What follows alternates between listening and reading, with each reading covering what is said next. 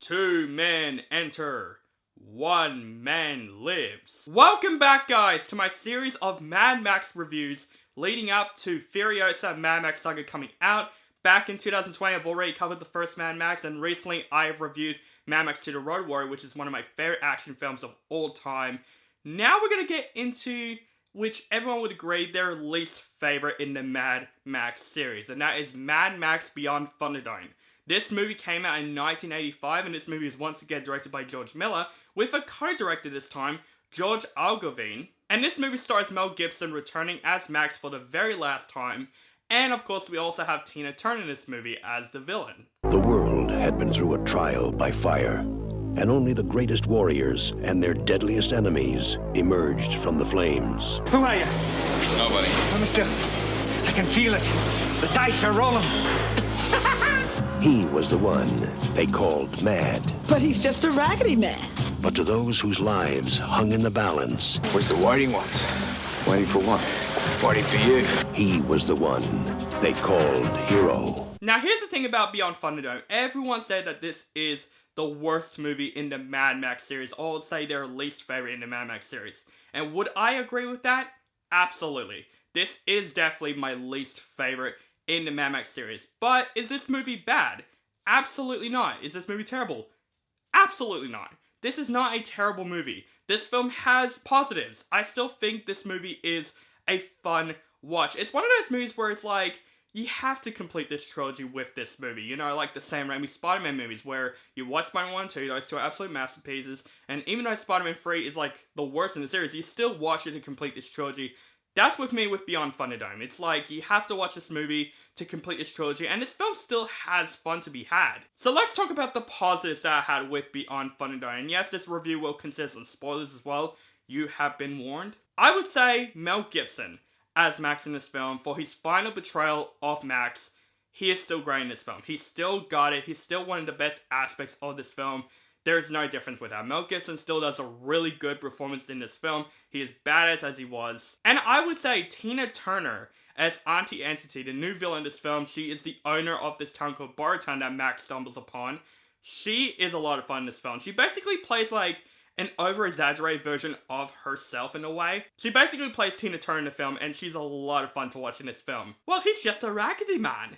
And I would say one of my favorite elements from Mad Max Beyond Thunderdome is actually the first 45 minutes of this film, where it takes place in this evil town called Bartown.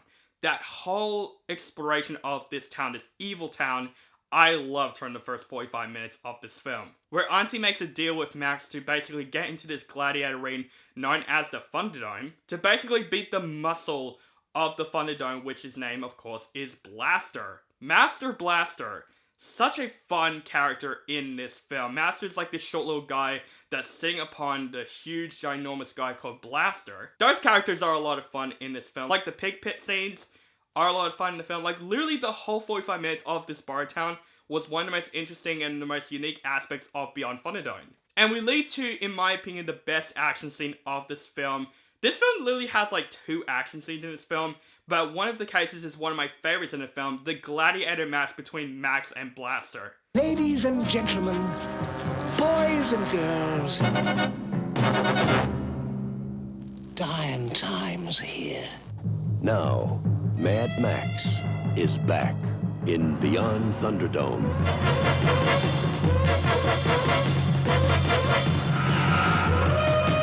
Where they fight on these like bungee ropes and they fight against each other.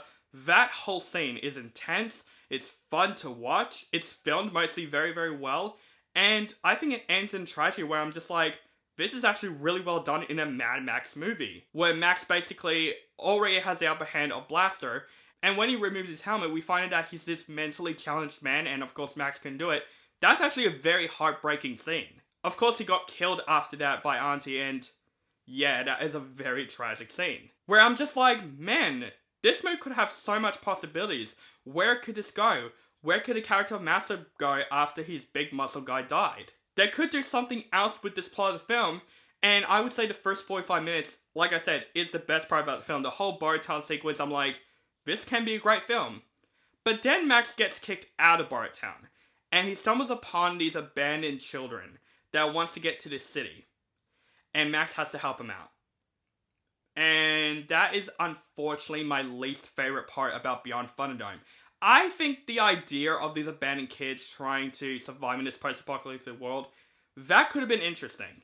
But unfortunately, it's in the wrong film here because of those elements happening, this film is much more lighter toned than the first two Mad Max movies. The first two Mad Max movies are dark as shit. It's tragic, it's very insane, very crazy. This movie, yes, has some dark elements. There are dark scenes in this film, like with the gladiator match, and one of the kids died also in a sandpit. That's also very tragic.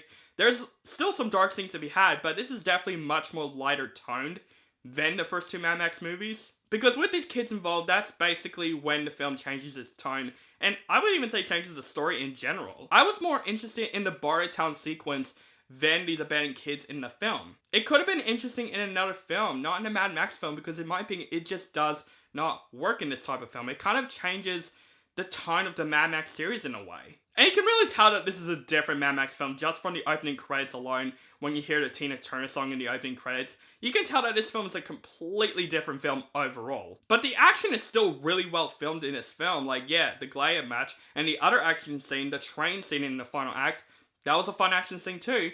But in my opinion, just not as good as the Road Warrior or the first Mad Max having these very memorable, fun action scenes. But there's still fun to be had with these action scenes. They're very well filmed, but I would say the Thunderdome gladiator match is definitely the best in this film. But just that second plot, it didn't really interest me all that much. I preferred more in the first 45 minutes, and they could have done something more after the first 45 minutes. Like maybe Max can be imprisonment in Bartown, and maybe revolutionize the prisoners to try and escape.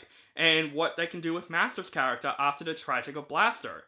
They could have done something with that, but it just completely forgets that and just changes into basically a Lost Boys Peter Pan type story. It just did not work for me the second half of this film.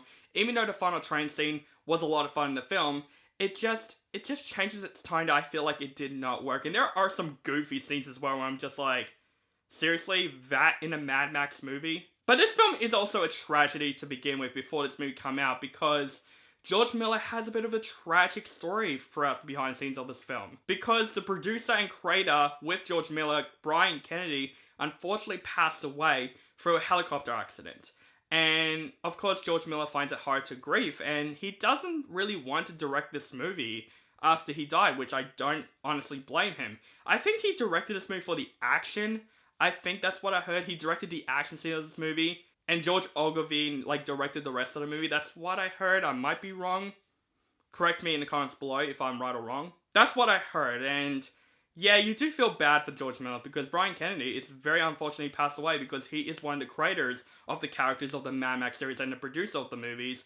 And I can see George Miller's grief with the film. So this film was a disaster to begin with from that tragedy alone. But other than that, guys, overall, Mad Max Beyond Thunderdome isn't a terrible movie overall. I think the first 45 minutes is definitely the best part about the film. With the Thunderdome, I think Tina Turner was a lot of fun in this film. Mel Gibson for his final portrayal of Max is great. The action is still a lot of fun to watch, and you know, it's one of those movies that I feel like you can watch it to just complete the trilogy. There is nothing too terrible about this movie. You can watch this movie and you go, yeah, it's fine enough for what it was, but it definitely has more problems than the first two movies, especially with the second half with these abandoned kids.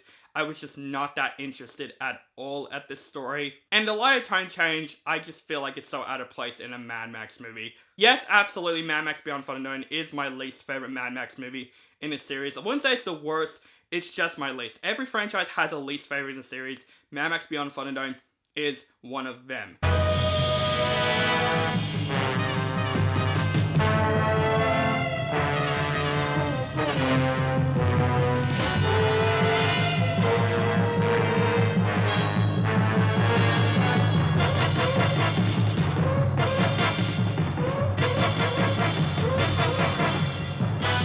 Mel Gibson, Tina Turner, Mad Max Beyond Thunderdome. So guys, that is my review for Mad Max Beyond Thunderdome. Look forward to my re-review for Mad Max Fury Road. That's going to be a very special one, and I'll tell you why in the review. But man, I am so excited for that movie, and I'm so excited for Furiosa. So guys, let me know in the comments below what you think of Mad Max Beyond Thunderdome. Do you like the movie, hate the movie, or you thought it's okay? Just let me know in the comments below.